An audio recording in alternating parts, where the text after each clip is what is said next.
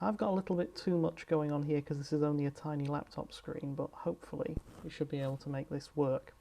So what I intend to do here is talk a little bit about the sound side of things, because everybody else seems to have got the visuals and the main program sorted. So I've got a few notes here off camera, and what I'm going to do is sort of take you through what you can do to firstly replace a sound in the sound drum itself, but also give you a bit of an insight as to how you could potentially add new ones in. I've already started the debug. We're actually pointing at the main CPU. That's not much use to us for this because the sound hardware is separate. So if I run to the next CPU, you can see we're now in the 6809E, which is the CPU on the sound card, which is, in this case, the Yamaha Sound and ADPCM, but in the pinball table it's CVSD and all these other sorts of weird and wonderful combinations, but for this it's ADPCM, which is great because that's easier to do. What we need to do is monitor what's actually coming in as commands. So if I just set a watch point,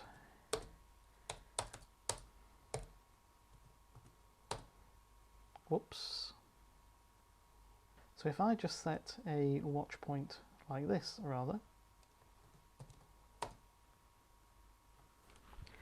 what this is actually doing is it's looking at 3000 in hex, which is effectively the command latch. So commands come in from the main board side, and then they are shared and read by a routine that looks at 3000. So we should be able to see them from there. So if I just get this going, you can see we're already writing stuff. FF, just the FF command just to get things going. See, I've trashed my CMOS on this because this is not my regular machine.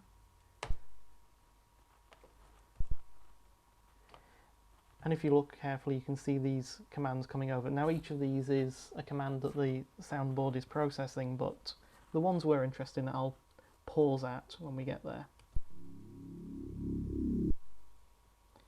So 0, 0 initializes things. 1, 3.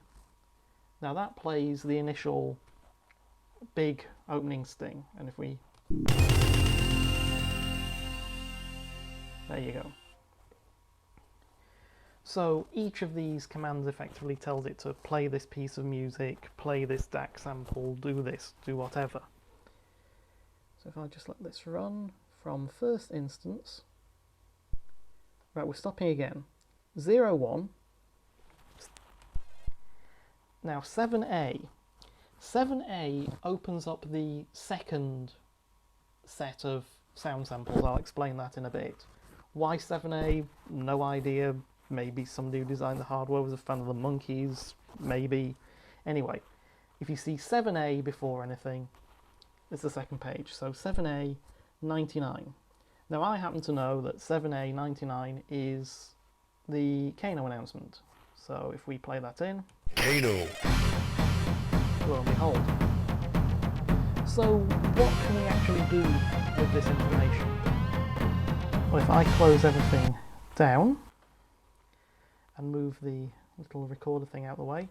Incidentally, apologies for the terrible frame rate. My recording device that I use for screen sharing is about 10 frames per second, but it's not like I'm doing anything quick, is it? Let's take a look in the sound ROM.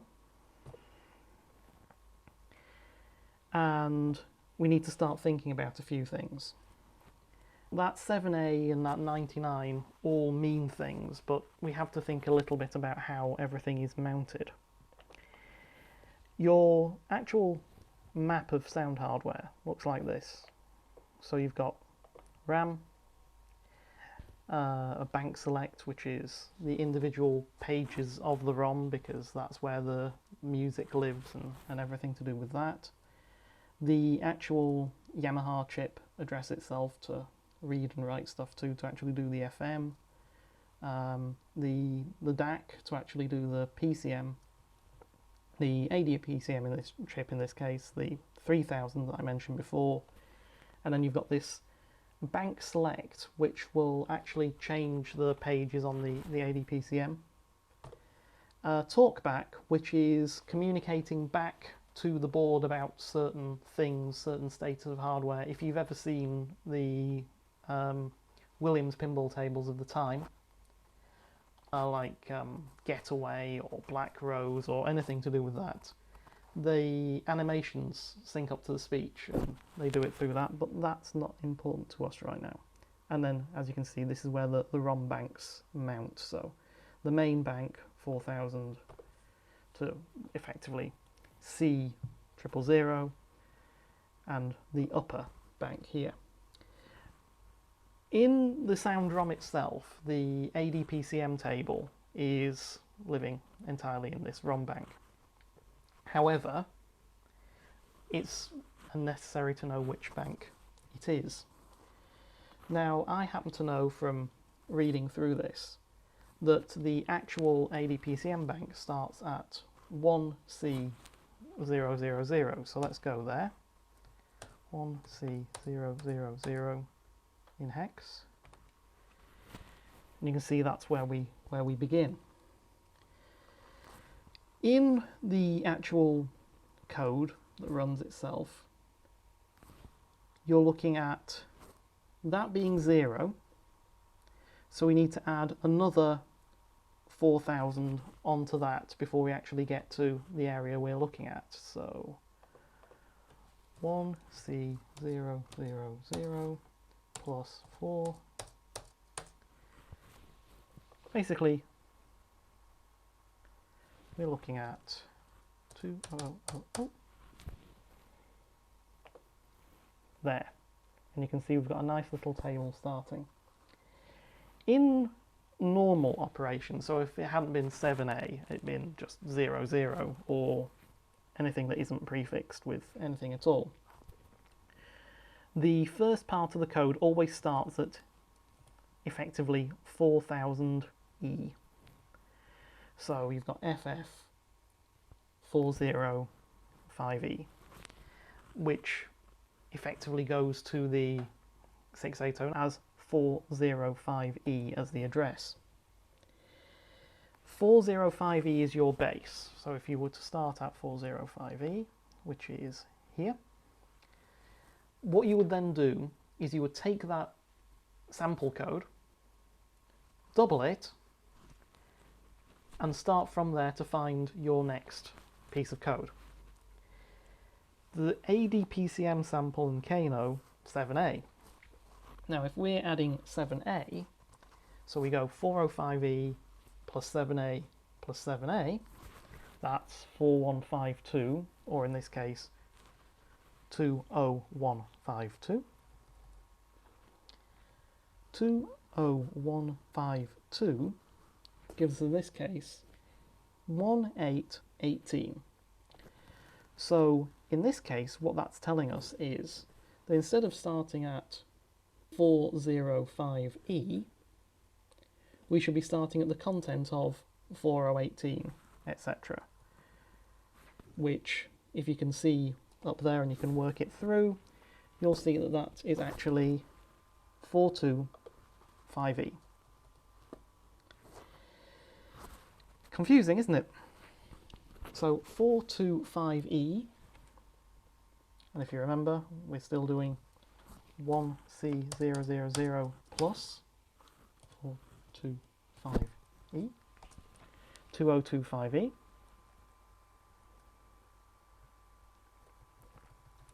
Gives us this extra little table starting here.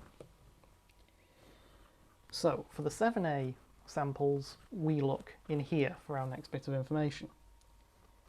425E plus 2 99s in hex is 4390, or 20390.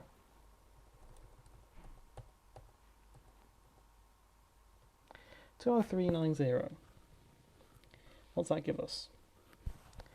gives us 07 and E6. Now if you'll just give me a moment, I'm just going to pop up Excel and explain what these 07 E6s and all this actually means. I've actually got a tool to extract all these, you see, so let's bring up, so we're in code 7A and 99. So 07 appears to be some sort of priority. I think the priority in and of itself is play this over all other things. So if you're getting confused as to which to do first, you pick the higher number. Now we have a second offset, a kind of additional table to look at. E6 is that offset, and if we just go back here, you can see 07 E6. From bitter experience, I can tell you that all these kind of secondary portions, for the ADPCM at least, start from 4416 or 20416 in our case. So if I go there, 20416, you now need to add E6 on twice. So add E6 again, you get 45E2 or 205E2 in our case because we're dealing with the whole ROM. So 205E2, 49C6. This is just go to this address and read what's out. 49C6 or 209C6, as I keep mentioning. You have 02 4D 00. Now, I can't see what all of these are.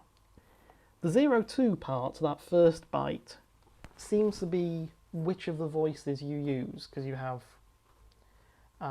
it's essentially a bit to carry one of the four voices. A figure that could possibly be volume 0, but I'm not sure. But of course 4D. So if that's our voice, and we don't know what that is, that looks like yet another offset. And it is. So this is an offset into the next table, 4A26, this one. Good job I wrote this down because this makes no sense otherwise. So 4A26, and you can see it starts off another table that looks like addresses suspiciously within the bank, because they are. So 4A26 plus 4D is 4AC0 or 20AC0. What's that give us? 4C9. And that is where the actual final information about the sample itself is located. So 4C9.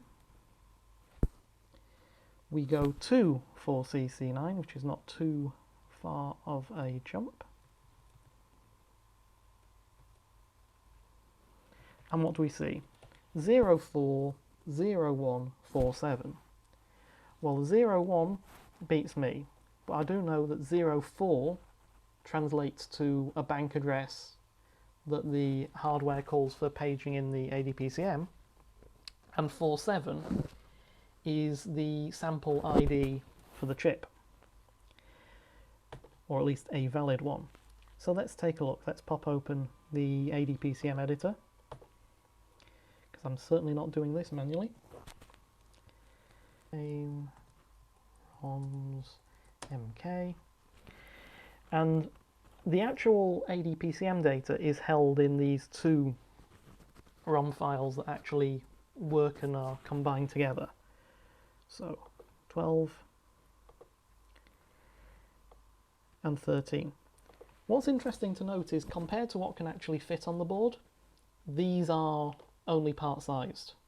If you look at something like the NBA Jam series, which is actually full. There's far more data available to you in that, presumably because of all the callouts. But 0 and 1 are duplicates. In this case, because of the way our half sizes are loaded, there's no 2 or 3. There is a 4 and a 5, no 6, and no 7. And this top portion is the same for all of them. Basically, the way this works out is that the actual header for each sort of ROM is in each bank. So if you are going to alter this manually, and you could, don't recommend you do, you have to be careful to make sure that it all lines up, but this tool will actually handle it for you. So I've distracted myself. Oh yeah, we were looking at the data from 4CC9, which was 040147. Well, 04 is bank 4. We don't do anything with 01, but we do something with 47. Well, 47 in hex is here. Kano. Yes. So that proves our point that that's where that is. So in theory, what we could do is we could change that file for something else if we wanted to mess about. So how about this? So what's happened is I've imported over the original with that. Reptile. So let's export these. So all I've done is I've taken the original sample and swapped it out for something that is a different voice. So output the U12, output the U13. Let's temporarily change these names because we're going to load them in.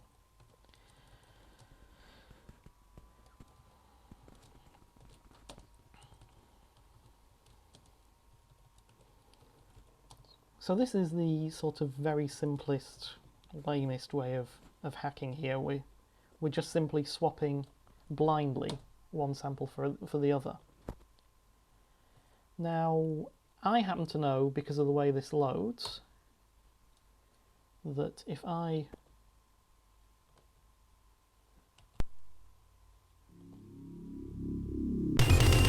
I'm just going to run this without the actually no. Let's do the watch point set.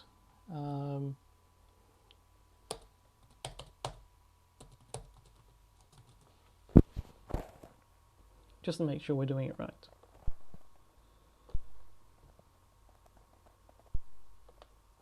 Man, I hate working on this tiny laptop screen. That'll do. 017A 99 as before. Reptile.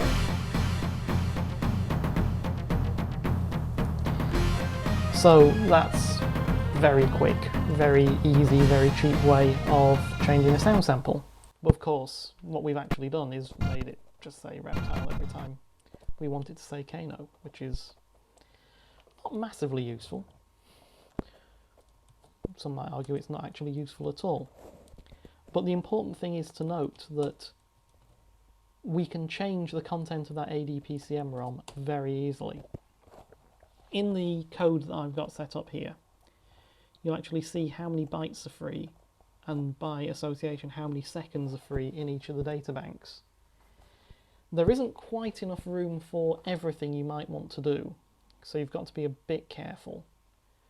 But you could easily, in the same way that I've imported over 47, you could easily add new sounds in, which would just be a case of ticking the box and importing a new ADPCM sample in and making that work.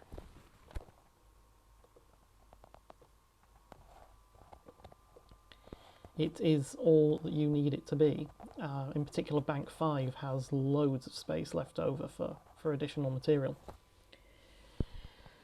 The question then becomes what you can actually do to add new stuff in.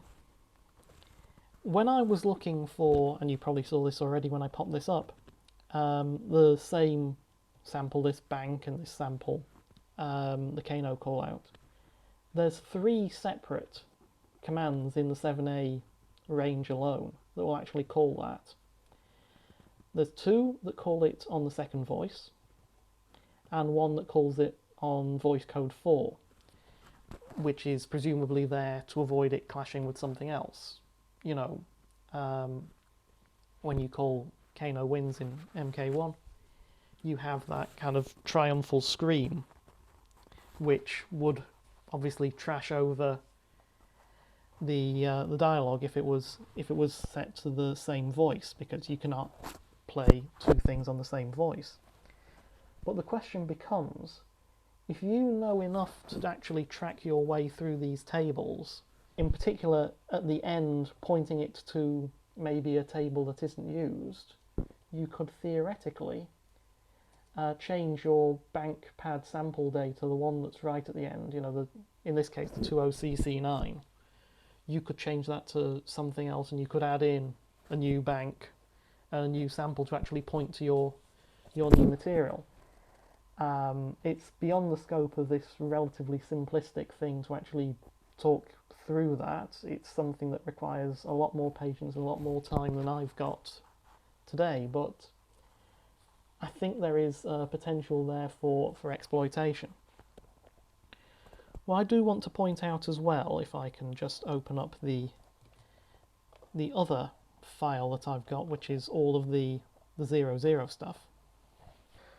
You start to notice things when you look at this kind of material as regards the priorities and the offsets and all these kind of things. You start to see kind of impossible figures popping up in the offset space, which don't make any sense from the perspective of putting this stuff out on the sample space. I think that most of these flags that I'm not talking about here are probably ones that influence how the music plays. But again, I don't know enough of my way around the T-unit to actually go and do that myself, but those of you who do, it's open. You might be able to actually stumble upon music cues that aren't used, or music cues that maybe don't work, that you can sub over with your own stuff. If it's 2151 data, then presumably it's something that's fairly close to some of the stuff that you can see in kind of XM mods. I'm no musician. But anyway, if this sparks anybody's curiosity at all, great. If not, then essentially it's been me killing about 20 minutes of my time just to make a few points that I couldn't really write down in any. So I will put some sort of where you can actually get hold of the various things that I've mentioned here, including a tool that I've not actually shown that will actually read the U3, the 6809 code, and actually spit these tables out for you.